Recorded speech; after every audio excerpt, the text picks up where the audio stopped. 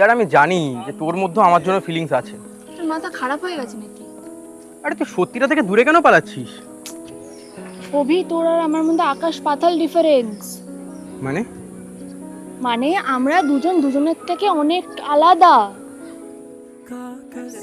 আরে কি আলাদা আলাদা? কিছু সিলি জিনিসও তো আলাদা আমাদের মধ্যে। যেমন তুই বাঙাল, আর তুই ঘটি, তুই খুব বেশি কথা বলিস, আর তুই কিছুই বলিস না, তুই সারা রাত জেগে থাকিস। আর তুই খুব তাড়াতাড়ি ঘুমিয়ে পড়িস। হ্যাঁ তো নদী কখনো সূর্যের মতন হয় না, আর সূর্য কখনো নদীর মতন হতে পারবে না।